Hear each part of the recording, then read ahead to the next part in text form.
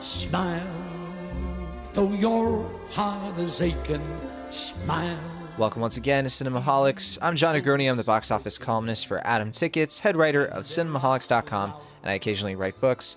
He is a pop culture writer for Cinema Blend, and he also reviews films for Cinemaholics.com. It's Will Ashton. Hey, John. Will, how are you doing? I've been away, but you've been taking care of business. I'm so proud of you. Thanks, man. Appreciate that. We had a crazy couple of weeks, and I was incapacitated, I suppose you could say. And thank you, Will, for stepping up with Sam Nolan last week to talk about Judy, and you also talked about The Fanatic with Corey Woodruff, and you did our latest extra milestone with Sam. Will, you're just an overachiever. I guess so. I'm trying to appeal to you. I'm trying to get that A from you, John the Crony. Well, you're still at a B+, but nah, I'm joking. Always an A+, Will Ashton, on the show. Appreciate that. You can find more episodes of Cinemaholics, including our full archive, all of our previous episodes, including bonus episodes. It's all on cinemaholics.com, along with our written reviews and interviews and all the other extra stuff we do. You write into the show anytime by sending us a quick email. Cinemaholicspodcast@gmail.com is our email, as always. And if you'd like to support us directly, you can become one of our monthly patrons on patreon.com/cinemaholics. Or you can go to Apple Podcasts, Google Play, Google Podcasts, whatever it's called, Stitcher, and you can leave us a review. Let us know what you think of the show. And with that, let's get into our off topics, because we're going to be talking about Joker later in this show. But for now, let's talk about some of the films that we haven't seen yet. I do want to say, before we get to that, we do have an extra milestone that is out, as I mentioned before. Will, tell us all about it. What is this extra milestone? Why should the listeners check it out if they have not already? Sure. Yeah, it's our long-delayed extra milestone for the month of August as well as September.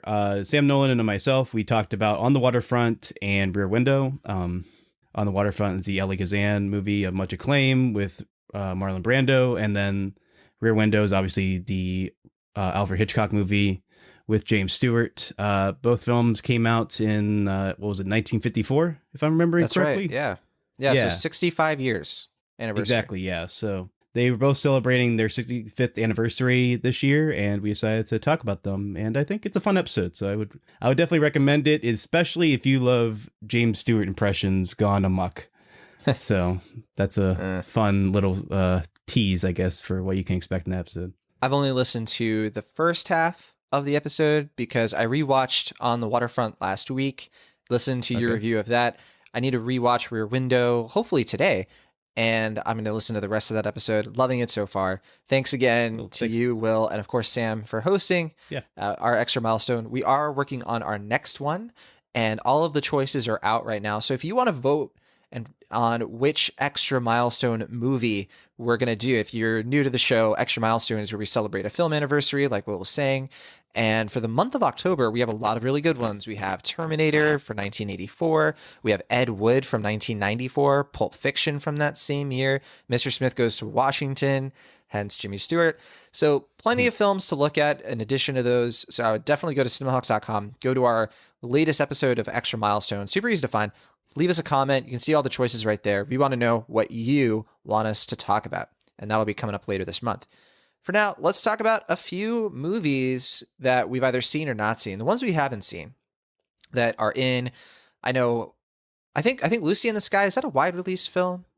No, that's limited. Okay. It's supposed to get a wide release, I think, in the next couple weeks. I mean, I'm assuming it may not get that wider release at this point based on the reviews, which I believe you're about to talk about right now. Yeah, I was going to say. So it's limited release, as you said, and it's not in a lot of theaters. It is in the Bay Area, weirdly enough, so it's playing some places. This movie stars Natalie Portman. It was produced by Reese Witherspoon. It was directed by Noah Hawley, who I guess, you're probably, I know you've mentioned this, but he's the guy behind Fargo, the TV series. I know you're really a big fan of, and Legion, which you're a fan of and want to catch up on. A lot of people probably know him from his work on Bones. I think you were saying the other week that you wanted to catch up on it. So, so interesting kind of like space movie about a real person, Lucy Cola, who went on like a space mission or something. Is that true? It's like loosely based on someone named Lisa, right? So it's not a real person named Lucy. Right. I mean, I don't know.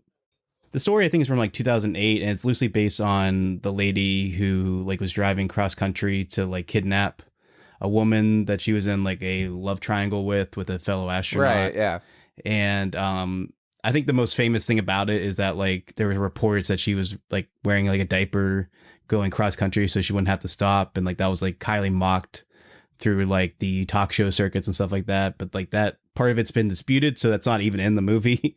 So like the most famous aspect of the story isn't really in the film apparently, but it has an interesting concept, just the idea of like if you go to like the outer realms of space and you see the world from like the galaxy and the universe, and like you're expected to just kind of come back home and live a normal life, like what does that do to the mental physique? And I think that's a really interesting idea for a film, but unfortunately the review suggests that it's not really worth it, which is quite unfortunate in my opinion. Plus, we already saw this done in Ad Astra like 2 weeks ago. So, in a way. Yeah. Well, at least this, yeah. I mean, it's not like another middle-aged guy in space, though. Right, that's I mean, true. There is something to be, I guess, that, yeah. That's true. So, this is from Fox Searchlight, which feels like a production company on its way out just because Disney bought them, and it just feels more and more like Fox Searchlight films are kind of on the line. The cast here is like fantastic, so I was kind of looking forward to it. I still think I want to see it to make up my own mind. But John Hamm is in the film, Zazie Beetz, who is in Joker, as we'll talk about later, Dan Stevens, Nick Offerman. I mean, it's a good cast, and yeah, like you were alluding to, it's only made it's only made $19,000 at the box office. It's got a $27 million budget. So, I mean, we'll see what happens when it expands its release. But I was looking at a theater marquee the other day, and there's for September/October, there are some like big movies out right now that people could see instead of this. You know what I mean? So like Ad Astra, Good Boys, It Chapter 2, like they're still playing in first run theaters. And it feels like this one will have to compete quite a lot to get any attention. It did premiere at TIFF earlier in September. So yeah, I don't know, Will. I don't know if this one's going to go the distance, if it's going to be out of this world, I suppose, of a success. And especially because its Rotten Tomatoes score, 27% of critics, 70 critics counted, liked it. So 27% is not good. Yeah, that's a shame. I mean, if it was good or, even great, I'd be there as soon as I could. But unfortunately, yeah, with the less than satisfactory reviews, I'll try to see it, like you said. Like, I'll try to see it when I can, because I do think it's something that's going to probably be worth the theatrical experience at the very least, just based on what I've heard about it. But yeah, it's a shame. Yeah, and you know me, I always come out to the theater to support Natalie Portman. It's just what I do. I was gonna say, yeah, I think she's great. I mean, obviously, I have spoken nothing but praise of Vox Lux, much to your disdain, but I won't dig into that wound anymore. We also haven't had a chance to see Pain and Glory, which I think, so that's like the new kind of festival. Maybe it's going to have an Oscar for Antonio Banderas movie. I think that's just playing in LA and New York at the moment, so I'm not as aware. So. Hopefully we'll be catching that later this month, because that one looks like it is a must-see. And then there's Dolemite Is My Name. And Dolemite Is My Name is the film that could get Eddie Murphy an Oscar nomination for Best Actor. That's at least what some of the people who've already seen it are kind of putting forth. He will probably get nominated, maybe not win, because that's a really, really competitive category this year. But I'm hearing great things about Dolemite Is My Name. This is a Netflix movie that's going to be premiering, I think, later in October, correct? Yeah, it's coming to Netflix, but I do think it is getting a at least limited theatrical release, as some of the other Netflix titles are getting. It's in limited release right now. I actually see it right here. So it's in limited release right now. It's going to be streaming on October 25th. We missed this in our fall movie preview. I think because sometimes the Netflix movies just completely fly under our radar. So that's a shame on our part. But we are definitely hearing good things. I know you said earlier in the show or off air that Corey Woodruff checked this out at the Nashville Film Festival and was a fan. Yeah, that's what I've heard. And I've heard very good things from other colleagues of mine as well. So I'm always down for a fun movie about making movies. Obviously we just talked about Ed Wood. There are several others that we can list, but yeah, I think it looks like a fun little movie and I'm excited to see it. Yeah, and it looks like a good return to form for Craig Brewer, the director, who I know one of the first movies you and I ever talked about on a podcast or anything was The Legend of Tarzan. And that was a film that I did not care for. You thought was just like whatever. What did he do for that? He wasn't the screenwriter, was he? Oh, was he screenwriter for that? I know David Yates directed it. David Yates directed it, and I think he co-wrote it with Adam Kazad. I forgot about that. I didn't know that. So, but yeah, I mean, I think people mostly know him from like Hustle and Flow and couple. Black Slate Moan, I think, was another one he did. So he's doing Coming to America, the sequel with Eddie Murphy. So I guess they really enjoyed working with each other. So that's good to hear. But all right, that'll do it for the films we have not seen because neither of us have seen Dolemite Is My Name. But there are a couple films that you did see this past week. Tell us all about In the Shadow of the Moon. This is a Netflix film? Yeah, this is one that came out, I think, a week or two ago. I caught it off chance. It's Jim Merkel, I think, or Michael. I don't know how you pronounce his name, but he did Cold in July. He's the creator of Hap and Leonard. I think that was on the Sundance TV channel. And then he's on a couple other films I'm forgetting at the moment. Stake Land, and then the cannibal movie I'm forgetting the name of. I think it's like We Are What We Are. So he's done a lot of different kind of genre things and a kind of more dramatic, kind of subdued style. And I think for the most part, I've really enjoyed what he's done. Particularly, I've liked Cold in July, his last film, a good bit with who was in that? Michael C. Hall and Don Johnson and somebody else I'm blanking on. But yeah, this one, it's like a kind of out of the box film. It's trying to be a like Interstellar-esque like father parable throughout like 3 generations, while also incorporating time travel and this detective mystery throughout the film. And I would say for the most part, it has some interesting ideas, and I think I was kind of with it for like the first half of the film. But once you get to like the halfway point and you're like, oh, without giving anything away, it's like, is this going to go in this direction? Sure enough, like even someone like me who's not very good at predicting twists in movies could see where this is going from several miles away. So unfortunately, it's an okay film. I think it's another one of these Netflix titles that's probably going to get buried under their endless stream of original content that they don't really promote. And there's not really much to moan or anything to really disdain about this one getting lost in time, I think, because it's just kind of okay. I do think it's worthwhile in that it does have some solid performances from Boyd Holbrook, who I think is a pretty underrated actor. He was in Logan and a couple other things recently. And as well as, what's her name? Cleopatra. I'll look it up. I don't want to mispronounce it. He was in Walk Among the Tombstones. And I think the first time he caught my attention was in Narcos, the TV show on Netflix, which I'm assuming that's where... Oh, is he on Narcos? Yeah, he was like the main guy in the first season. Okay. Cleopatra Coleman is the name I was thinking of. She was in The Last Man on Earth and a couple other things, and she's quite good in this as well. So yeah, it's just an overall kind of okay film. I wish I had more to say about it, but it's just another one of these Netflix films that just kind of fell under the radar for me, and I don't think without reason. All right. Yeah, I know this one premiered at Fantastic Fest, and I don't think a lot of people were talking about it, so it definitely wasn't on my radar. Yeah. Now, there's a film that Sam Nolan talked about on this show a few weeks ago called One Cut of the Dead. And we were actually talking in the Cinemaholics group chat about our favorite films of the decade. I put together a list and I shared it with you all. And then I think you shared like a top 10 you're kind of working on. And Sam had One Cut of the Dead on his, and he loved that film. This is like the zombie meta filmmaking film out of Japan. And it looks like you actually got a chance to see this one as well. I definitely want to check it out. I think it's on Shudder at the moment. Is that true? Yeah, it just became a Shudder. It became a Shudder exclusive. I think only a couple days after Sam talked about it, but I believe he saw it in theaters. All right, what did you think of this one? Yeah, I mean, I saw it to start off my annual 31 Days of Horror October marathon, and I thought, I guess I don't know, for some reason I thought 1 and 1 would be a fun thing to do, like the first movie being One Cut of the Dead. Yeah. Not that I put too much thought into these things, but.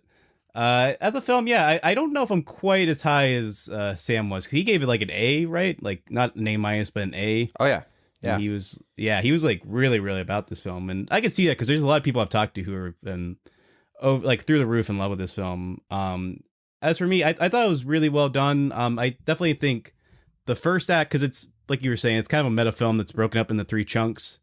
And the first act, which is about like a 37-minute single take, the titular One Cut of the Dead, that involves like this film crew that gets bombarded by this zombie attack.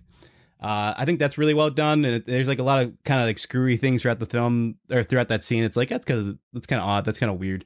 And then I think by the third act they really kind of connect well in a way that's surprisingly really sweet and touching. and also just generally pretty funny, and it's certainly very relatable if you've ever worked on any like small budget film where you have to kind of do everything as fast as you can. And then I think there's like a very nice message here about how like filmmaking is basically just like a lot of happy accidents and like all these different things just kind of coming together. And ultimately, just when you have like a crew of people working together and having their best interest into putting together a product that works, I think there's something very sweet about that. And I think the movie communicates that well as far as low budget horror films. But I think for me, the second act kind of lingers in a way that I think if that was a little stronger, I'd be closer to where Sam is on the film. But to me, that kind of felt like a little sitcom-y. It didn't quite work as well as the first and third act. And I was kind of just waiting for it to move along till it got to the more enjoyable stuff at the end.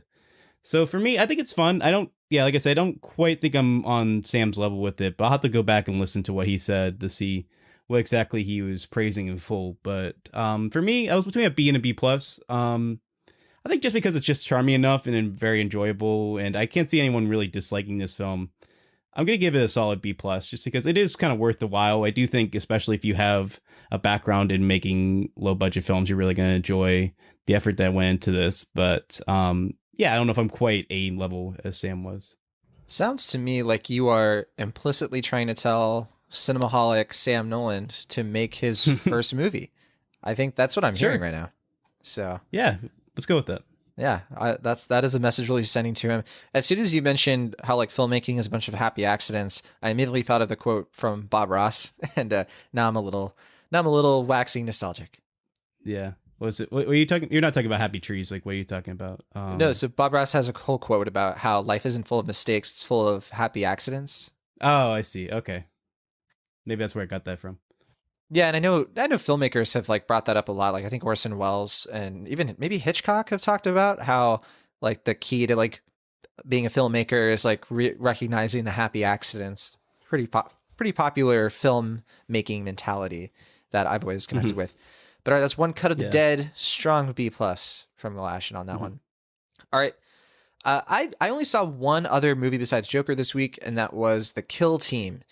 The Kill Team is actually an A24 film, which I didn't know when I was checking out the screening for it.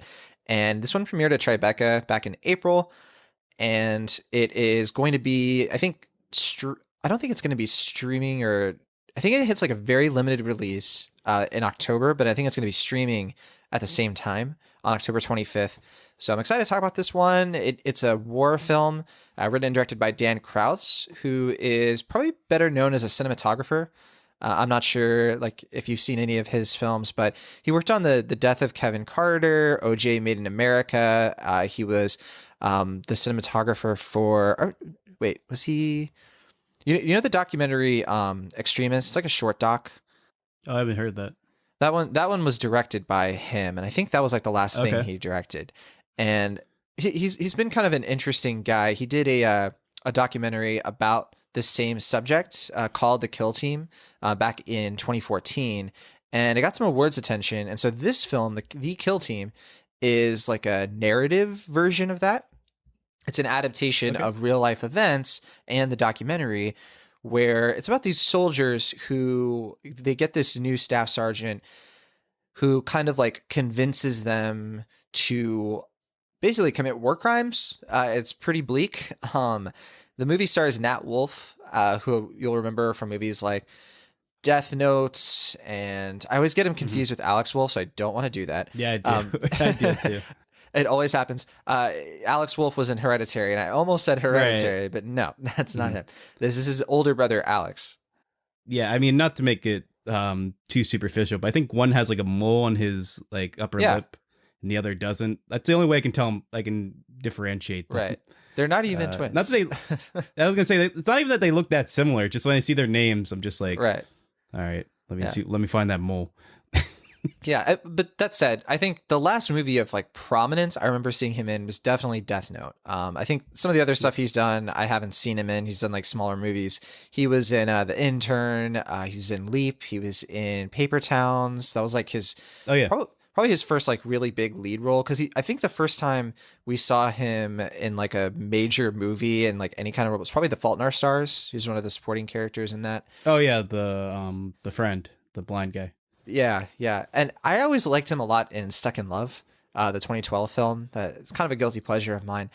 That said, that's also from the Fault in Our Stars director, right? yeah, because Josh Boone did Stuck in Love. Yeah, Josh, you're right. You're right. Josh. For some reason, I was thinking of John Green. I was like, wait, John Green, the author, he didn't direct Fault in Our Stars. And I was like messing up on that. Okay, Josh Boone, he did direct Fault in Our Stars and Stuck in Love. Yes. But yeah, that Nat Wolff, kind of an interesting actor, and this is his movie. Like he runs this movie with the main antagonist, Alexander Skarsgård, who is kind of like, he's basically like the J.K. Simmons Whiplash presence in this movie. Definitely a different dynamic. I don't want to compare the two films too closely. Okay. But there is like this sort of like seduction of Nat Wolff plays a soldier who he wants to be team leader. He wants to make the sergeant happy. But then like it progressively becomes kind of a really tense nail biter of a film when he like starts to wonder, like, is what we're doing morally ethical here? And this is a movie I like but don't love. It definitely has a lot of fascinating subject matter going on here. It's talking about an element of the military that is definitely not easy to talk about. And I think a documentary can do a great job of illuminating these events, but I think that this narrative is, from appearances at least, is a good companion piece. I have not seen the documentary, but I'm interested to check it out and see how the two play with one another. I do really enjoy just like the attention to detail in this film, the way military life is portrayed. It's a nuance. This is not in like anti-military, the military is terrible kind of movie, but it is sort of getting at like, there is a way for us to put our soldiers in situations where this sort of thing doesn't happen, where they're murdering and hating other human beings for reasons that really amount to racism and systemic oppression of other cultures. And it's not an easy watch, but I do think it's kind of an important film. And I think if I had to pick between Wolff and Skarsgård as like who really runs this movie, it's definitely Wolff. And Skarsgård is just kind of chilling in this movie. He gets like one scene where you start to really see like the cracks beneath his like character, which I did find fascinating. But for the most part, yeah, he didn't stand out quite as much to me as Wolff, who is like just really selling this. So for that performance alone, I'm going to elevate this one to a really, really solid B. If you can check it out on streaming or in the theater, I definitely think it's worth your time. The rest of the supporting cast is strong as well. Adam Long is in this film, and I think that he adds like a nice little extra element of that like sort of like devil and angel sort of structure of the main character and deciding what is right, what is wrong. And people might get a kick out of it. I just don't think you have to really run out to go see it anytime soon. It really is kind of like a B- film that I really want to just bump up to the B level, because I do really like what Nat Wolff is doing here. And I think that I think he really nailed it. I think he really nailed it out of the park on what it's like to be a soldier in this kind of situation, and really sold like the decision making he makes in this film. It's not easy to watch, but you kind of get it. And I think that is because the performance and the direction from Dan Krause makes it believable. So I'm a fan of The Kill Team. That one, I think, like I said before, I think it'll probably be streaming on like Amazon Prime, maybe. I'm not sure. I'm not sure where it's going to come out, but it's A24, so it could go anywhere. But all right, and then the other thing that I saw, I didn't see any other films, but I did see a new TV show on Netflix called The Politician. And I think you've heard about this one, right, Will? Yeah, I was going to say, I'm kind of curious to hear where you stand on this, because I actually haven't heard any reviews about this, but I saw the trailer and it's like, it seems kind of interesting. It's another Ryan Murphy production, and I'm kind of hit or miss with his stuff, so I wanted to see where you landed on it.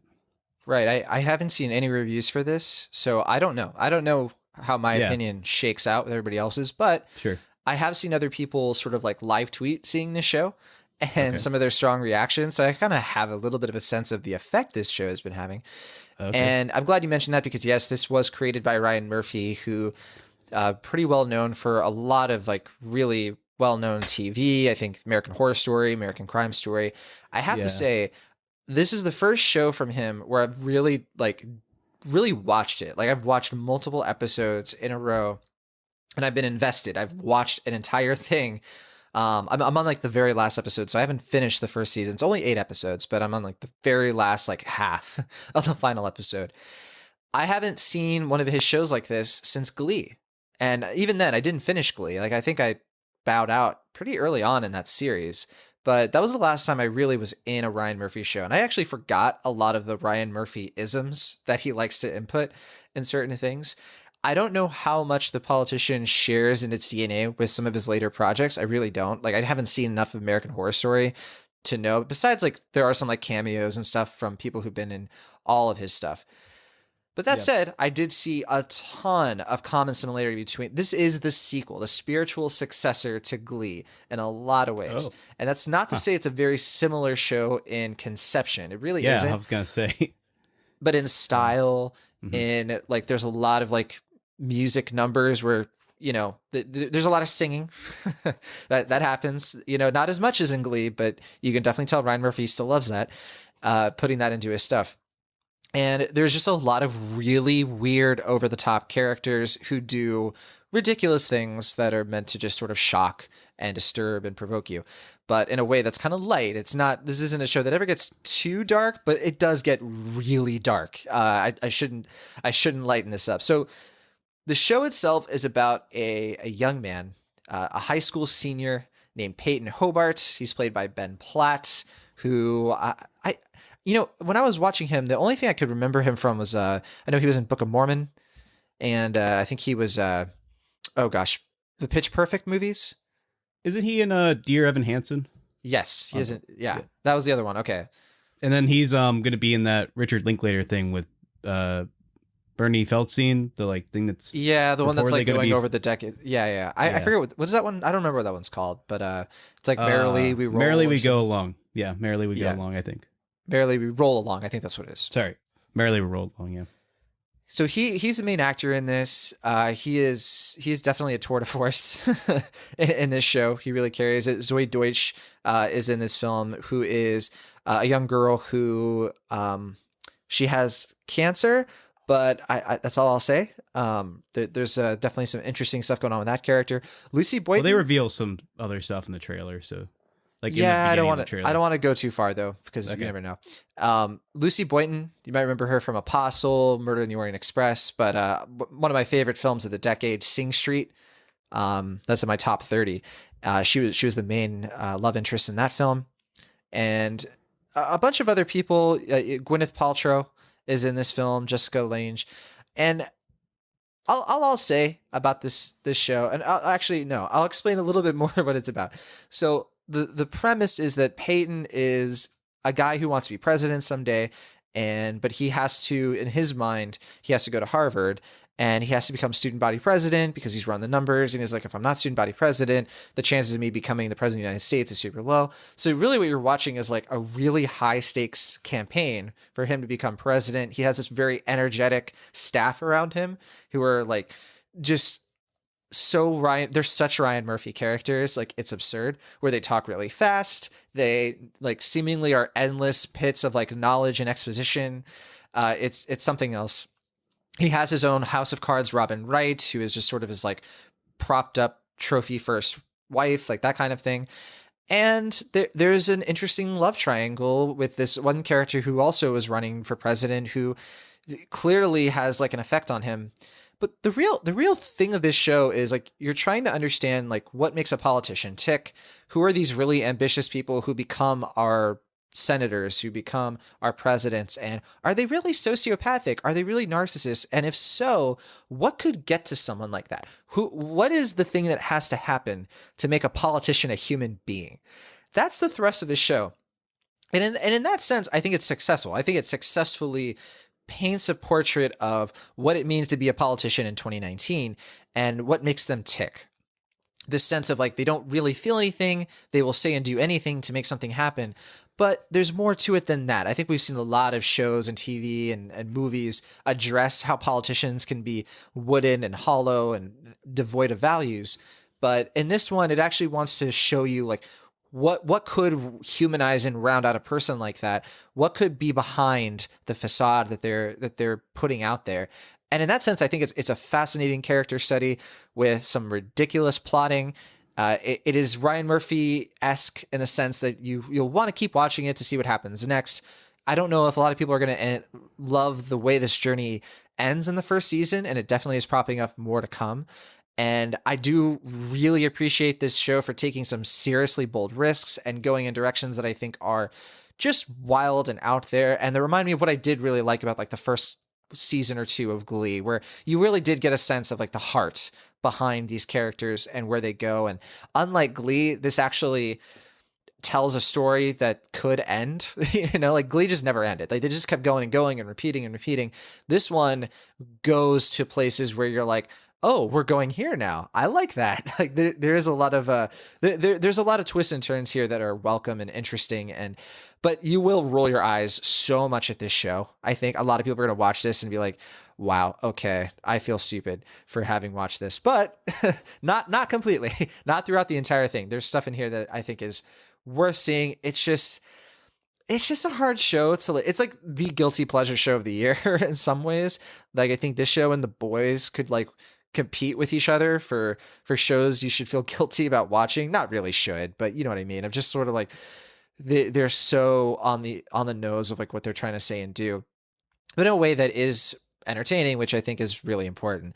And one last thing I want to shout out is the opening theme is Chicago by Sufjan Stevens, which is probably my favorite song from him. So I love. It's tough to pick. It is tough to pick, but Chicago is like, oof, and the way they weave it into this show is pretty extraordinary for me. I really loved it. So that's Politician. I don't know. Well, I don't know if I can recommend this to you. I don't know if it's really going to be up your alley. Maybe give it a shot. Okay. Well, I don't know for sure. Yeah, I mean, I'll tell you my experience with Ryan Murphy, and you can kind of gauge, based on what I've seen, if it's something I would enjoy. So I've seen the first season of American Crime Story. Really dug that, even despite John Travolta's performance. I did enjoy Feud, Betty and Joan, the Joan Crawford, Betty Davis thing. Normal Heart I thought was pretty good, and I remember liking Running with Scissors when I saw it as a teen, but I imagine it doesn't hold up well. But I'm not crazy about Eat, Pray, Love, and I haven't watched Glee or American Horror Story, but I've heard Glee starts off good and just gets terrible, and then American Horror Story is like a show that no one can agree on at all. Like no one can agree what's a good season, but everyone can agree on what are the bad seasons. So I, with that in mind, would you say that's The Politician is something I should check out? I have heard Posse's really good though. His other show on FX. I haven't seen that one. It's a toss up. Will, it really is. I think that I only would have a good idea if you had seen Glee. I think that's like the main connective tissue. I should try out the first episode. It's kind of long, and if it's just not, right? Yeah, he did. And if it's not working for you at all, I'd say you can bow out. It probably isn't for you, if that's the case. So, I mean, it looks like a good, like, fun dark comedy. So that's kind of just the way I'd view it, like a kind of fun dark comedy. Yeah, I think that's a good way to put it. Yeah. Okay. But that is The Politician. It's now streaming on Netflix. Curious what other people might think of this. I have no idea what the reviews are saying. It could be one of the most hated shows since like Insatiable. I really don't know. But that's coming back soon. Yeah, I know. I have it right here. It has a 56% on Rotten Tomatoes out of 75 reviews. So it's definitely mixed. Yeah, it's kind of polarizing. Which isn't too surprising to me. I watching this show, I did not get the sense that it was like going to be a real crowd pleaser, a critic pleaser, what have you. But I think people will get a kick out of this if they like a certain type of show. I forgot to mention too, Bette Midler is in this. She doesn't show up till toward the end, but she is a delight. Like I watching her in her like one episode, I was so happy, and I was like, can she just have her own show? Can this be her show now? And unfortunately that didn't happen, but I don't hold the show too responsible for my expectations. So that's Politician. All right. That'll do it for our off topics. A lot of other stuff we wanted to cover, but let's get into our main review of the day, and that is Joker.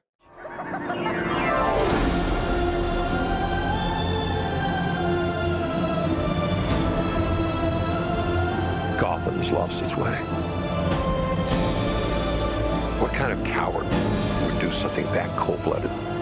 Someone who hides behind a mask.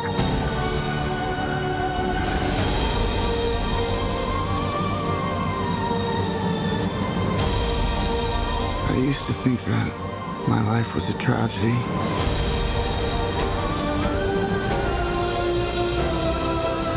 But now I realize it's a comedy.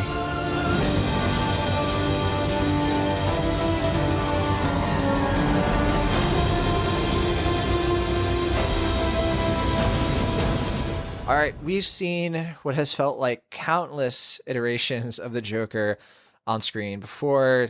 We've seen him in live action movies and TV shows. We've seen him in animated movies and TV shows and video games, everything in between.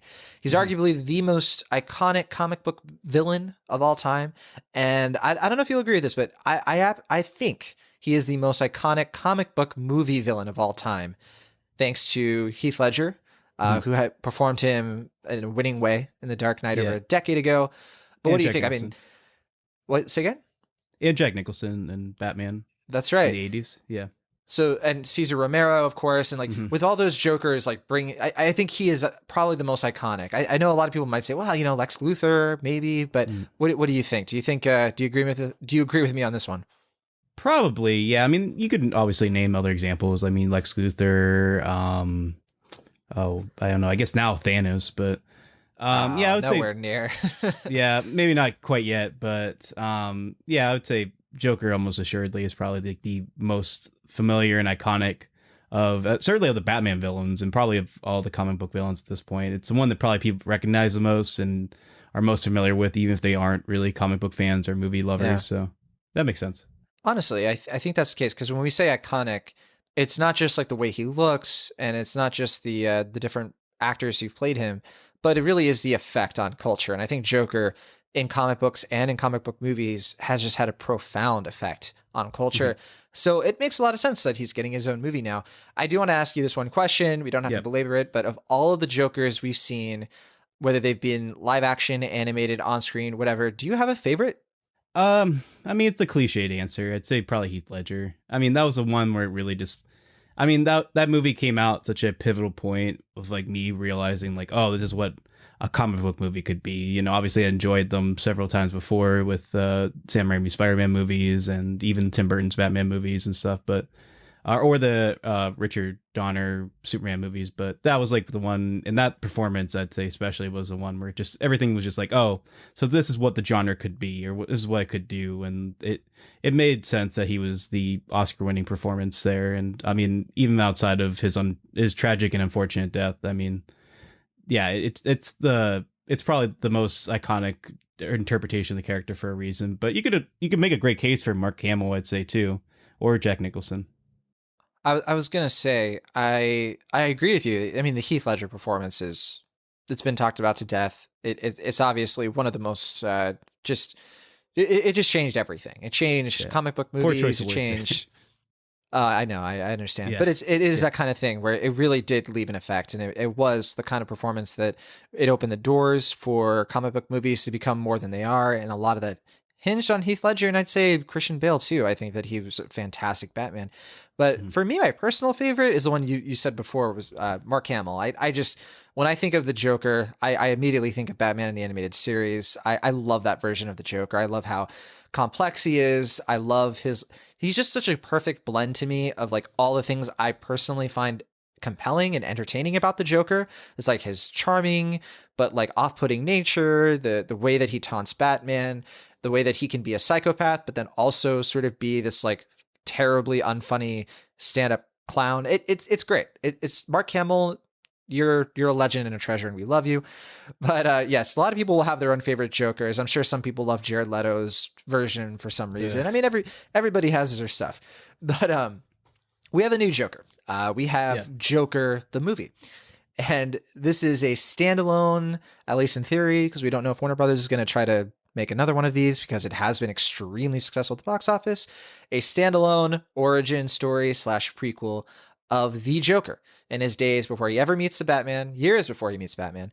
And this is way before he actually becomes the clown prince of crime we know from all of these years, nearly 80 years of Joker canon. This is the story. It's kind of like Killing Joke, where we're kind of exploring who he was before then.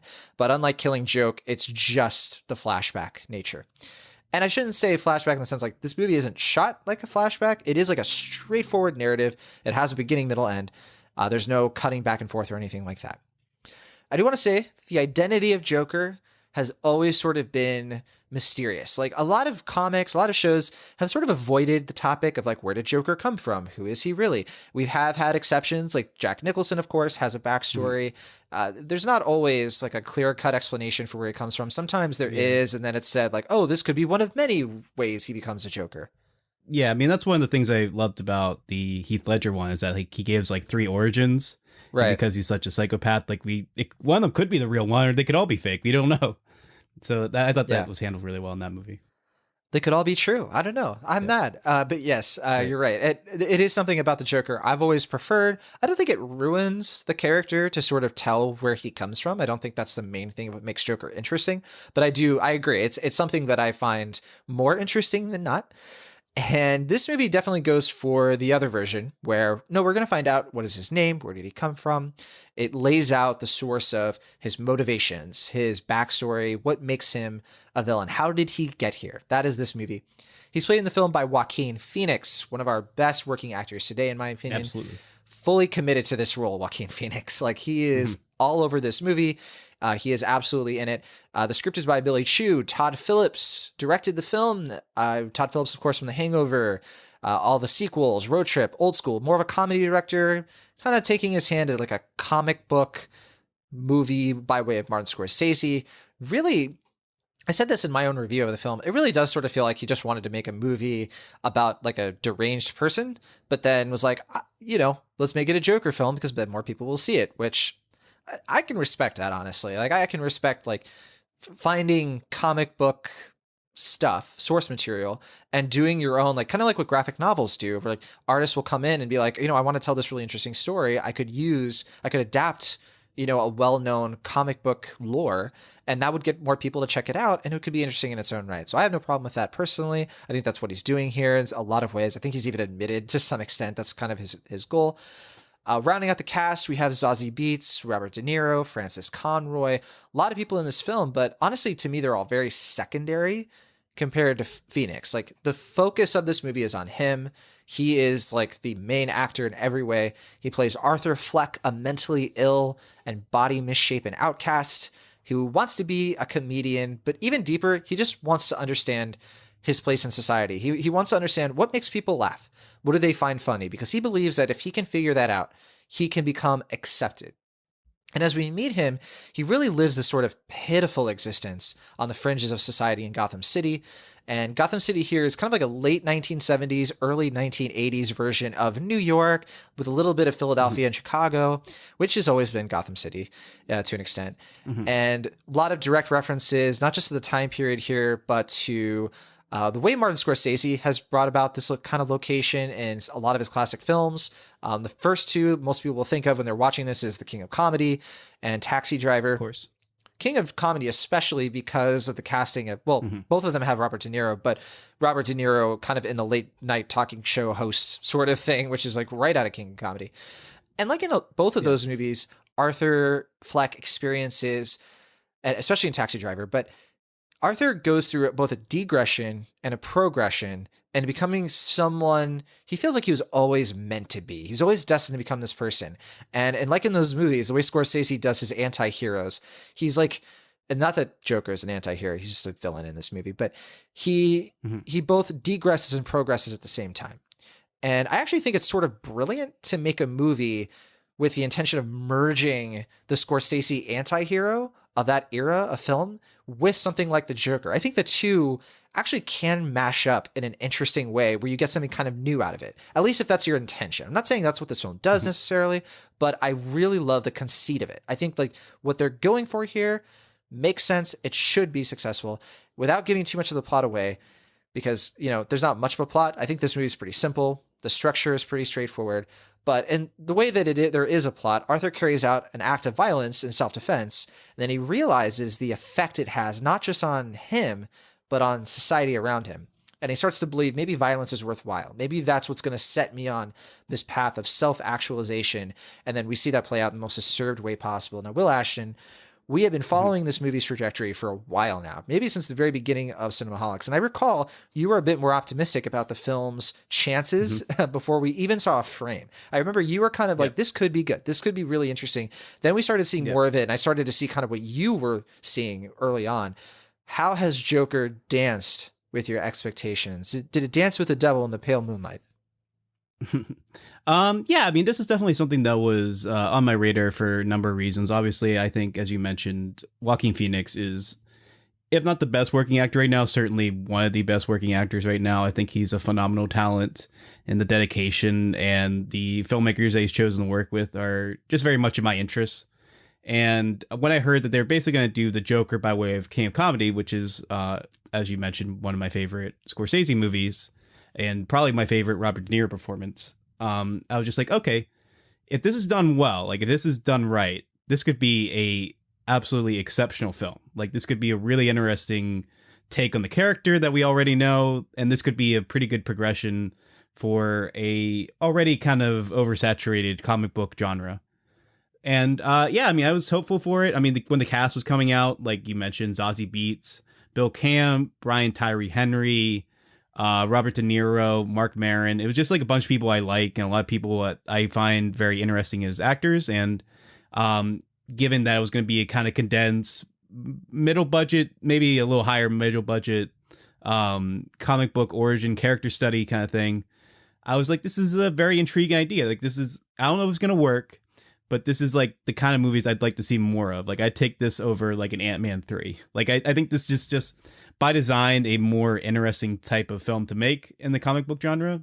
And I also think that maybe I don't want more movies exactly like this, but I'd like to see more movies that try to do something like this, a little more thematically complex, and kind of taking a character we already know and doing it in a way that's not entirely new, but at least a little more intrinsic, and trying to do something that's a little more like varied and dark. And definitely, you know, this is a much more like R-rated film. But as the film it stands, I imagine I'm gonna like it more than you do, because I don't know exactly where you land on it, but I know just based on what we've said already that I think this movie, it's too much of stuff that I find interesting for me to outright dismiss it. Like I obviously think Joaquin Phoenix is great in the movie.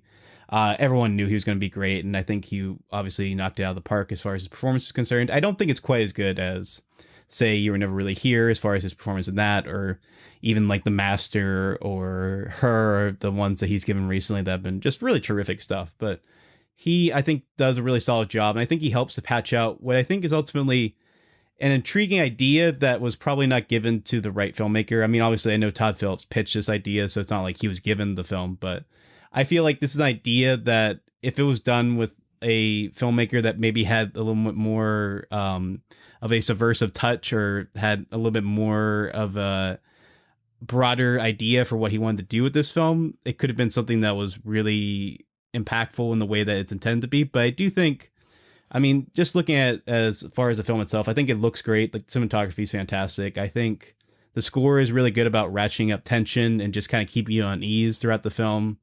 I really like the way that it built a Gotham of the 70s in a way that felt very palpable and very authentic, in a way that was like, if there was going to be like a kind of 70s New York, Philly, Chicago, Gotham, like this is what I imagine it would look like.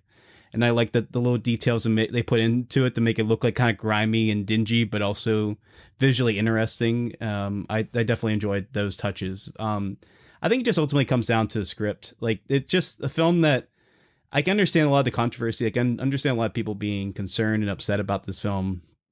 And I can see why there are a lot of people who are worried about its possible implications. And I really hope that doesn't inspire anybody to get the wrong idea from it. Obviously, I think the film is intending this character to be a villain, not like an anti-hero, just studying the character. But I think what it's trying to say as far as a social commentary is just too explicit and on the nose and blunt to be really anything that's that interesting or deep.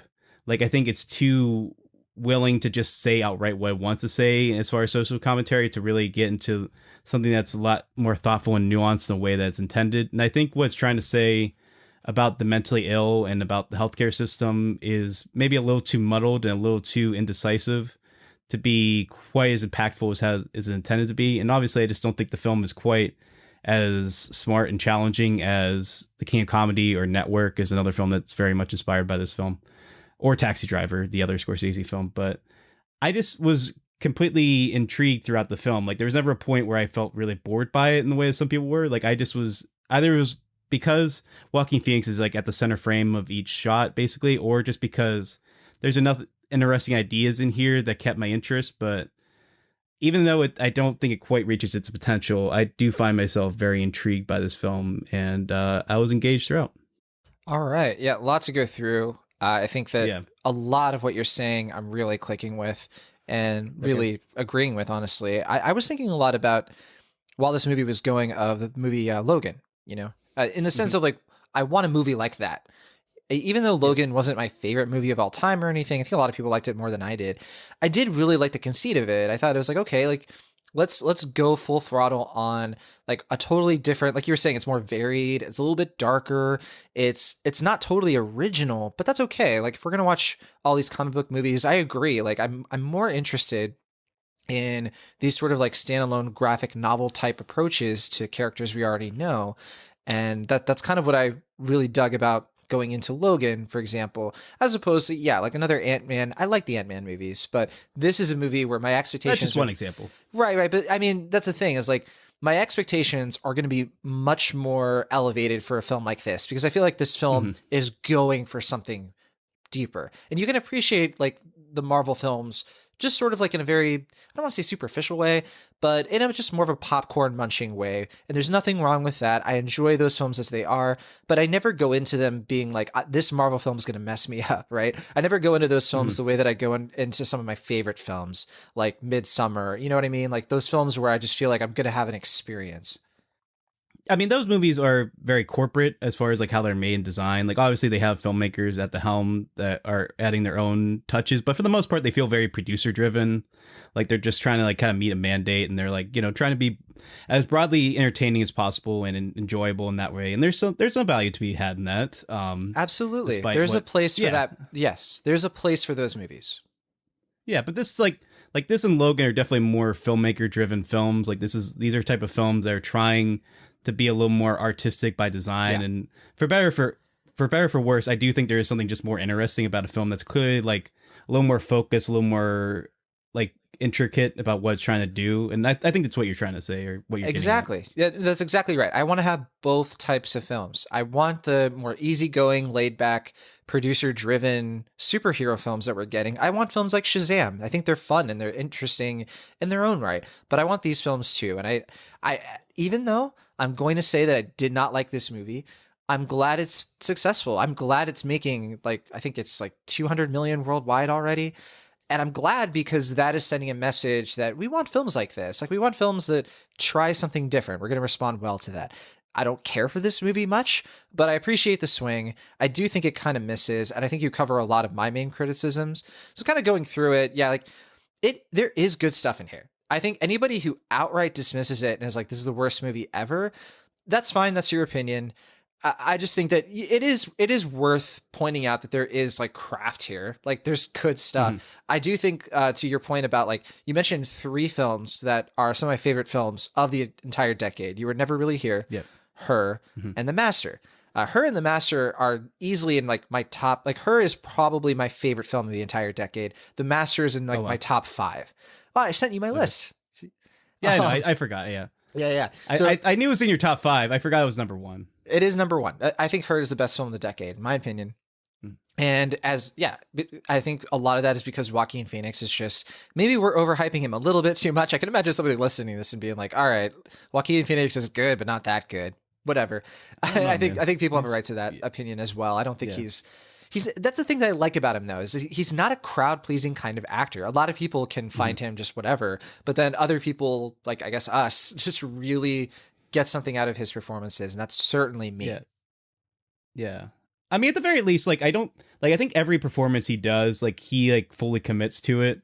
Right. And I think like even if like the film, it's like, I mean, there were some films last year that he did that I didn't think were that great. Like, Don't Worry, He Won't Get Far on Foot, and a couple years prior he did Irrational Man. Like, those films aren't great, but I think he chooses films that interest him. Like, I don't think he doesn't do anything for the paycheck. Like, he obviously, like, he's not doing a DC film because like it's profitable. Like, he sees something here that could be challenging for him as an actor, something that could propel him and do something that would be in what he wants to do as an actor. And I respect that a lot. I think that's really interesting.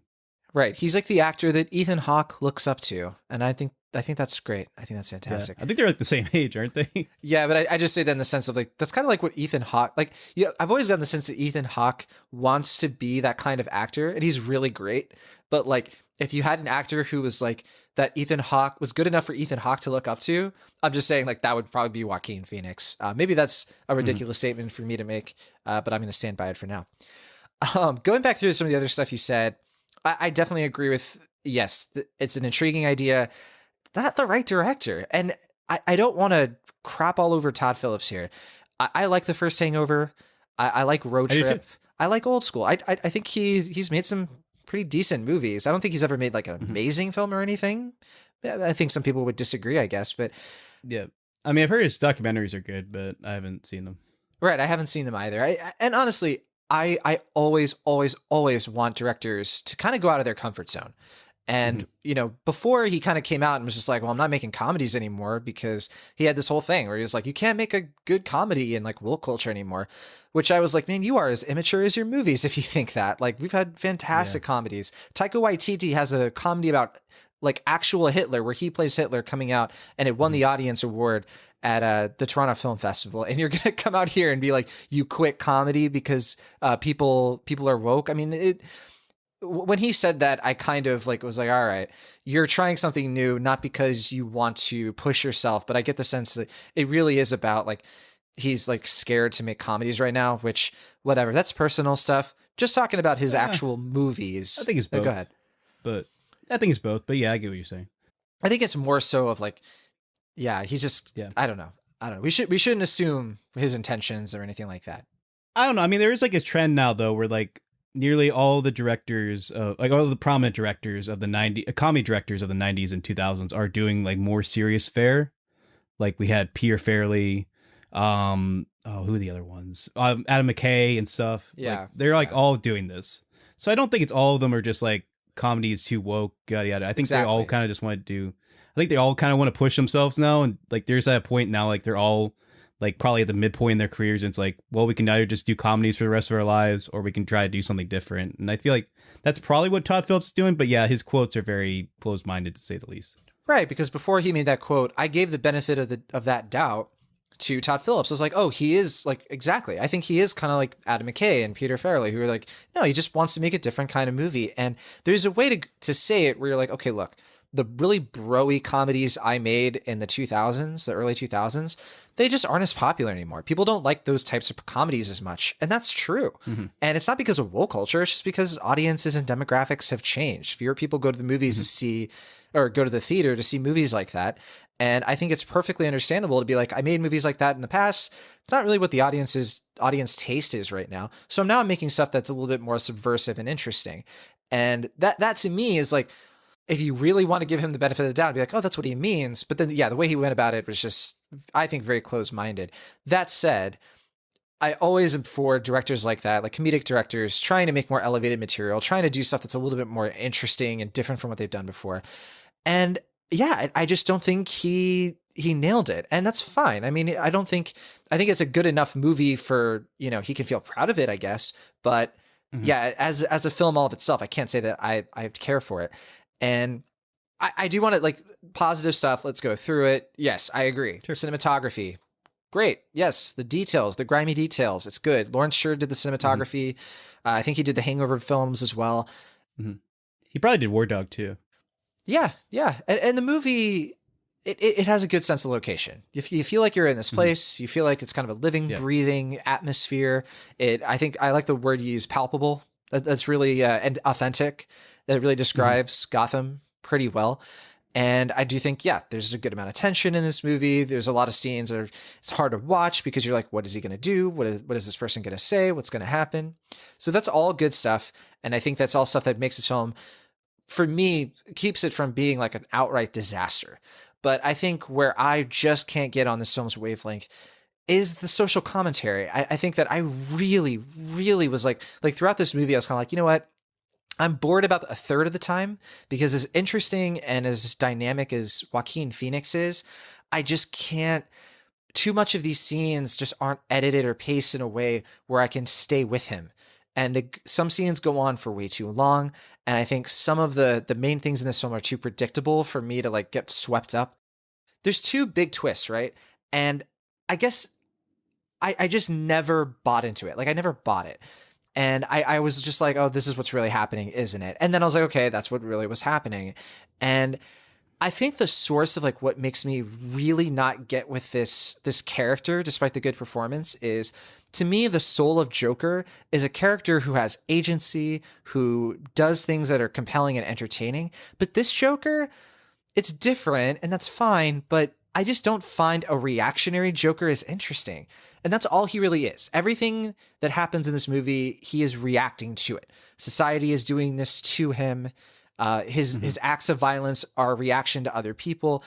And even at the very end, when I think you're finally supposed to get the version of the Joker who isn't reactionary, whose violence isn't as incidental, it just ends up being more reactionary stuff. He just, again, it's not as unpredictable. That's what's cool about the Joker, right? Not cool, but like, what's amusing about the Joker is he's supposed to be unpredictable, and this is not an unpredictable movie. It's so predictable. You see everything coming, and to me, that's what really makes it fall short, despite all the good stuff we've talked about. No, I agree with that 100%. Like, I think the predictability of the film is easily one of the weakest aspects of it, especially because, like, every death that's supposed to be shocking, you can see coming. I mean, there is something to be valued, I do think, in the tension that builds up in each scene. Like, because, like, you know, a lot of the time that something bad's going to happen. I do think that's a credit to the score, and I think Todd Phillips as well. Like, he is pretty good about executing that sense of dread and that sense of, like, building escalation in a way that I found pretty intriguing as far as a kind of self-contained film. But yeah, like you said, I mean, that's the thing about the Joker, is that, like, you just don't, like, you can't really get into his mindset. Like, he just, like, such a, like, wild guy that you can kind of understand him at points, but he's, like, so, like, attracted to the anarchy and the chaos of a world. And this movie, just is like, it, I guess by design, by being a character study and, like, kind of getting into that mindset, it's kind of like a give and pull, where it's like, you do kind of get to understand a more kind of realistic, authentic version of what the Joker would be, I guess, to an extent. But there is something to be said that, yeah, he just doesn't have that predictable anarchy that, like, there's anarchy, but it's like, you expect every bit of, like, shocking, quote unquote, action to happen. I do want to say, because we kind of skipped over the score. The person who did it was Hildur Guðnadóttir. We were talking about this before the air, like we were like listening to some of the soundtrack together, and I agree with you that the soundtrack is just top notch. Love it. This is the same composer. Soundtrack or the score? The score, which, yeah. So we should be distinct, because the soundtrack includes a lot of needle drops that might be a little bit more hit or miss. But the score itself, yes, by Hildur. She did the Chernobyl soundtrack / composition, and which is fantastic. Definitely recommend checking that out. And so I'm definitely a fan of this composer, who's kind of breaking out right now. But that said, even though it is successful in building up the tension, I really just, the social commentary here, this whole thing of like eat the rich, and it's so explicit. And it doesn't have to be. It's so weird, because like the climax punchline of the movie, there's such an easy, interesting way to do that, where I don't think this film is successful. It just lays everything out.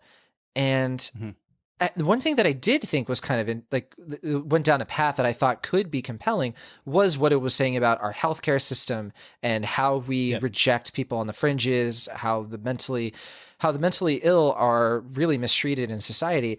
But yeah, the film doesn't quite ever reach a point of specifically presenting that into the story. It just says it, right?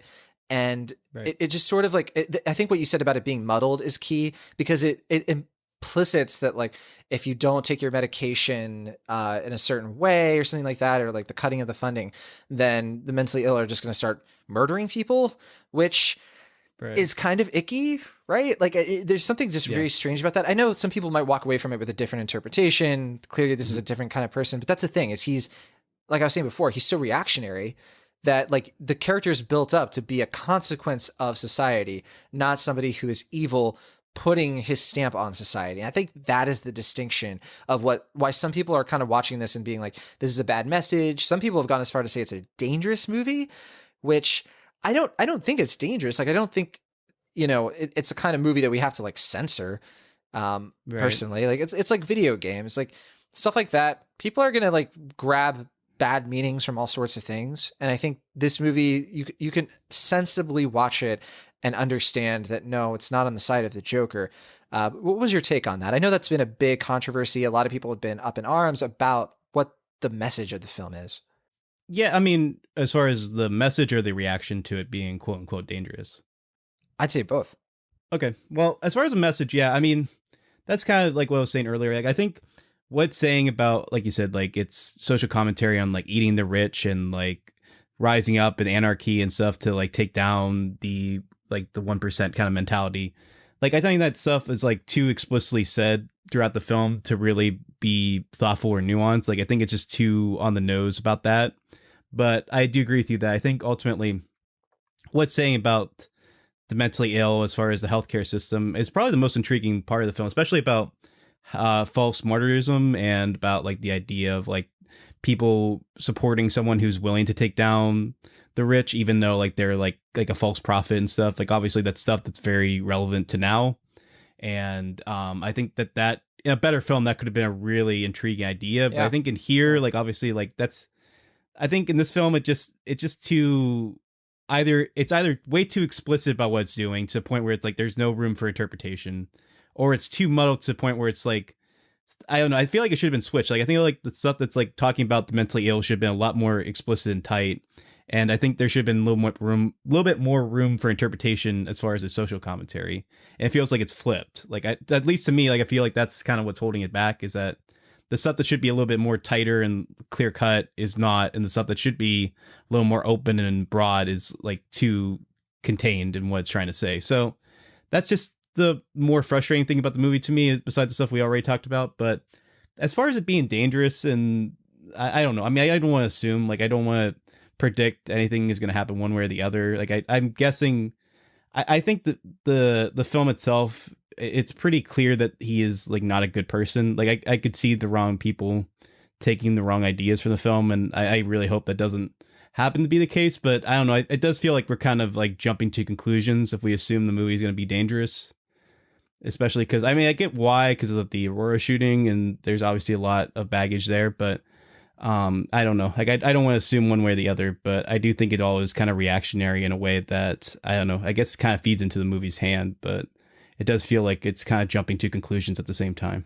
To be fair to the people raising that criticism, where they're coming from is they're like, this movie is presenting somebody as sympathetic, who is someone that a lot of people might watch who are, primed for that sort of violence, and they can see him almost as like the false martyr that you're talking about, like in the film. Mm-hmm. I think that's what people are worried about. And I don't think that that's a concern we should outright dismiss. I think it's a concern to listen to, worth listening to, even if you disagree.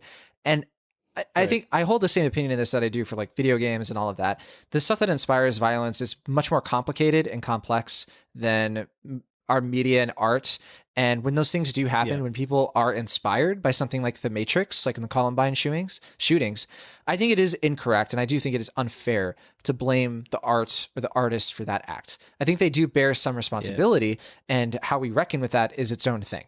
But I think that it's a little misguided to try to control art to like to like legislate morality. I think that is a road we should not go down.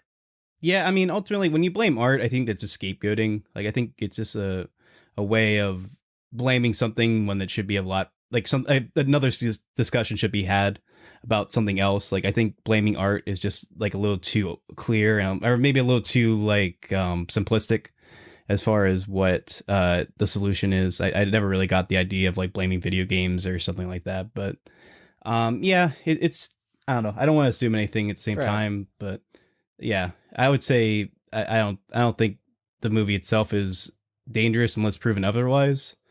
but I just hope no one takes the wrong messages and ideology from this film. And I say, by all means, like, criticize the film, criticize the message. Sure. And I think people should be free to point out, like, this message is toxic, or they should point out, like, I really just think this is the type of movie that doesn't say something worthwhile. And in a lot of ways, I actually agree. So I think that's totally fair. And I think people should do that if they hold that opinion. So yeah. And honestly, I kind of really follow along with the people who are like, this is so much ado about something that's just not, that shouldn't be so consequential, because to me, like, this isn't much of a movie. It feels like a sideshow in some ways, overall, even though there's stuff in here that I think is great to look at. And there's stuff in here that I appreciate on a superficial level. I just can't look at this movie and be like, this is like an important movie, or this is a movie that changes everything. I just think it's, I don't know. It's just a movie. And I really just disliked it for the most part. I just really found it confused and something that just really didn't come together. I hold a lot of stake, I put a lot of weight into storytelling. And I think the way this film sort of lets down dramatic storytelling with its main character is just really dragged this film down for me personally, even though there's the stuff in there that I think is good. And I think if you had just come out with a movie, if you didn't call it Joker, maybe, and if you didn't put the baggage of Joker onto this movie, if you just told a story about kind of a deranged lunatic, I might actually like this film a little bit more, because I would have spent less time like ascribing the baggage of the Joker to this character. I think that fair or not, I just think when you have advantages and disadvantages to using brand IP. It's like the advantage is you get more people to see your movie. More people are more instantly curious about what they're going to see because they know and like the Joker. The disadvantage is they're going to put that onto your movie and they're not going to be able to reckon with it on their own terms. And that's why a lot of the time films like this aren't more fully analyzed and appreciated or unappreciated until years down the road when we have some more distance. So this is that kind of film. Right. I think that film, it's going to be proven in the years to come who was closer to the more objective consensus and who wasn't. For now, it's just hard to tell because there's a lot of talking going on right now, but there's not a lot of like sitting and like thinking and letting it just sort of pass, and so that we can come to some more some deeper conclusions later on. I do think this film is going to inspire a lot of video essays that I'm probably going to watch, is what I'm trying to say.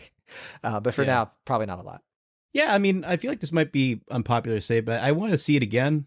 Like, it's a time movie I want to have like more viewings to really dive into and kind of confirm my feelings towards it. Because ultimately, I mean, I am a little mixed in the film, and I think a lot of the criticisms we have brought up are justified, and I understand a lot of the criticisms you're presenting as well. But I just find it's interesting enough to me that I can't ignore it, but I also don't think it's deep or as complicated enough to really make it something like Fight Club or I don't know, like American Psycho or something like that. That I think is trying to emulate those type of films and be on their level, or obviously Taxi Driver and King of Comedy and Network. But ultimately, I think it's a little too self-satisfied, and I think it's a little too what's the word? I guess it's like a little too like expectant, or like it kind of sees itself as one thing by design. And I guess I feel like the movie kind of has to earn that in a way that the movie just like, I guess, expects it to be this type of thing by design. And that's a little frustrating, because I think if there was a little bit more nuance here, and there was something like a better filmmaker, I think could have done something a little bit richer and more complex, I do think this would have been an excellent film, and the type of comic book film that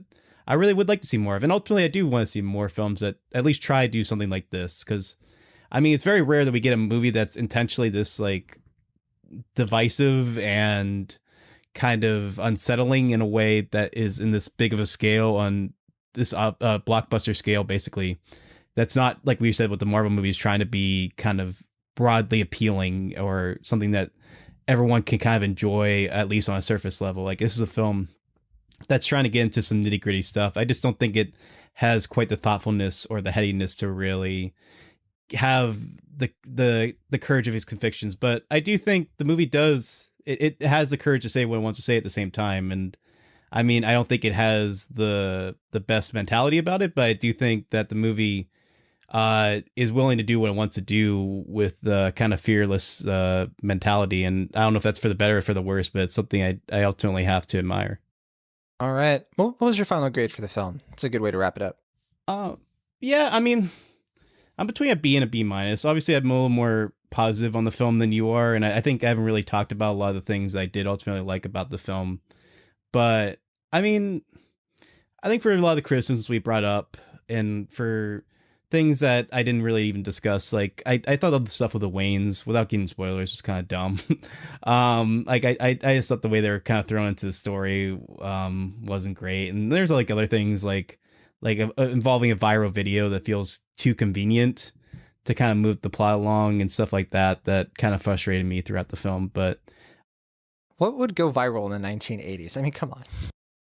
I don't know. I mean, it's just weird to me because, like, I mean, like I said, I don't want to spoil anything, but it's like, obviously Robert De Niro's like character is supposed to be like a Johnny Carson type, but he's like doing like a very Letterman kind of thing, and Letterman wasn't even on the air for like 10 or 15 years after this.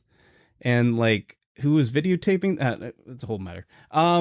Anyway, yeah, it's to me, it's like a fine B minus. Like, I was too intrigued by it and I was too invested in the story to ignore it. And I was engaged throughout. And I do like these kind of dark character studies in a way that, I don't know, it just appeals to like the type of movies I enjoy as a person that likes kind of more complex and darker films. But at the same time, like, I could tell, like, this is the type of movie I think a younger, dumber version of me would have probably liked a lot more. And I feel like I'm hopefully at a more mature and introspective place in my life where I can acknowledge the flaws of this film and see that for the stuff that does well, there are a lot of things that could have done a lot better. And for that, I'll give it like a firm B minus. All right. Yeah, echoing a lot of what you're saying. I think my main thing with this film is just, I just found it very sloppy. And I just think it never really comes together. I give it a C. I just think it's like really like right in the line where like half of it, there's good stuff. Half of it, there's terrible stuff. And ultimately, like, I don't want to see this movie again.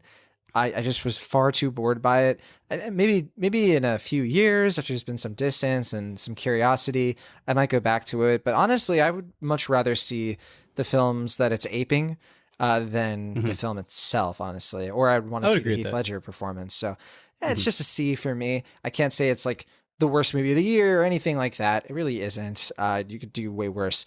But I definitely found myself walking out of the theater pretty disappointed and uninterested in whatever might come next, which is a shame because I think that if they did another thing for this, which I think not a great idea necessarily, and I would rather this be a standalone. But if they did do something else, at least they could learn from their mistakes. Who knows? Maybe. I don't know. I mean, yeah, I would agree with you. I think what made it appealing to me was that it was a fairly standalone film. Like, it wasn't a franchise starter in the traditional sense. Like, I like that it was a fairly honed, self-contained film, and I wanted more films like that. They're kind of like one-offs in that respect. Like, I don't need this to have like a trilogy to really. I think everything I wanted to say was said in this film, and I mean, I don't know, if they make a sequel, I'll probably see it. It'll give me an excuse to watch the film again and determine one way or the other where I stand. But yeah, I agree with you. I think a standalone would probably be the better approach here. I just can't imagine Joaquin Phoenix doing a sequel to anything. Has he ever done the same role twice? I can't think of a single time. I don't think so. So that would be a first. Unless he did the voiceover work for Brother Bear 2. I don't think he did. I don't think he did that. But all right, that is Joker. Let's talk about how this film is doing at the box office and with critics and audiences.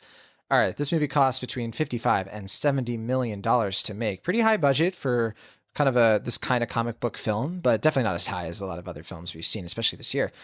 So far, it's made $234 million worldwide. That is incredible.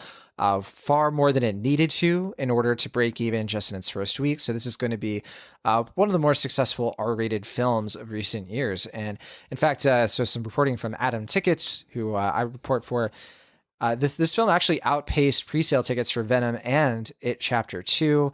and it just has been cleaning up, and I think it's going to continue cleaning up for the rest of the month and doing quite well, because there really aren't a lot of other films for it to compete with of this, both of this genre and of like there's no other superhero films coming out anytime soon. A lot of the films that are coming out soon aren't quite like, they're not like event movies in the way this one is. Yeah. I think like the next event movie we'll probably see is like Frozen 2. I don't think Maleficent 2, which I see tomorrow, I don't really see a lot of like people coming out for that necessarily. And I don't know. What are you thinking? With Maleficent 2, you mean? I don't know. I don't ever want to discount Disney because they will market the heck out of anything that they have. But I don't know. I'm not seeing like a lot of interest for it, but I'm not seeing interest for it. I think it'll just do okay. But I agree with you. I don't think like between now and Frozen 2, this will probably be the bigger release comparatively. Yeah. Well, this one, Joker, it's already doing far better than projections had it, and critically, yeah, I mean it's got a 69% on Rotten Tomatoes, nice, and that's out of nearly 400 reviews. It's like one of the highest review counts I've ever seen for a film, like getting up into the 400s. So 69%, nice. I think that's like, you know, teetering on like mixed to positive, which makes sense. You have a lot of people who are just really high up on this film, and you have people on the really, really low side, and then plenty of people in between. Yeah, I mean, I will say one thing that does at least interest me is that I don't think anyone's walking out of this film having the exact same opinion. Yeah, which I find intriguing. Like us, like I think we agree on a lot of the same things, but we ultimately have much different perspectives on where we stand on it ultimately, and I think that's an interesting point of discussion for a film, at least critically. I just kind of wish there was more meat on its bones to discuss. Can you guess the cinema score? I want to see if you'll get this. Have you seen it already? Cinema score? Yeah. I'm going to guess, like, I don't think it's going to be high because I think it's a little too divisive to be. I'm going to say B-. B+. Yeah. Higher than B+, okay. Yeah. B+, which is pretty good. Okay. Pretty good for this kind of film. For an R-rated film especially. So not amazing, but yeah, audiences are definitely coming out probably being like, oh, I liked it, you know, that kind of thing. And then that definitely some people coming out being like, I loved it or I hated it, you know. It's all over the place. Yeah. But that is Joker. Thank you so much for listening to our conversation about this movie and other movies. If you would like to check out even more Cinemaholics content, all of our stuff is on cinemaholics.com. And again, please consider checking us out on Apple Podcasts, Google Play, or Stitcher. And you can leave us a review. Let us know what you think of the show, or send us an email, cinemaholicspodcast@gmail.com. Links to everything we talked about for reaching out to the show, including our social media pages. All that stuff is in the show notes. And next week, we're going to be talking about the Addams Family, Gemini Man, maybe Jexy. I don't know if I'm going to check that one out. That's probably a tougher one. Yeah, I'm going to probably skip that for El Camino, the Breaking Bad movie. El Camino comes out on Netflix this coming week, and Parasite hits limited release. Parasite is one of the most anticipated critical films of the year. I'm not going to be able to see this. The earliest I'll see it is like next week, so I definitely won't have a chance anytime soon, and I don't think you will as well. Will for a little while, I don't know when see it. As soon as we see it, we'll be sure to talk about this one. I think it was on our most anticipated of the fall, and I think that this will be one to talk about, whether it's good or bad or in between. But yeah, keep an eye out for our next episode. Probably be talking about Gemini Man. I think that'll probably be our main review. That is the Will Smith thriller movie from Ong Lee. We'll see how that goes. Will Smith and Will Smith. Will Smith and Will Smith star in Will Smith. Yeah. All right, that'll do it for this week. We'll see you next time from the Internet California. I'm John and Gurney. And from Internet Pennsylvania, I'm Lash. See you next time. If you just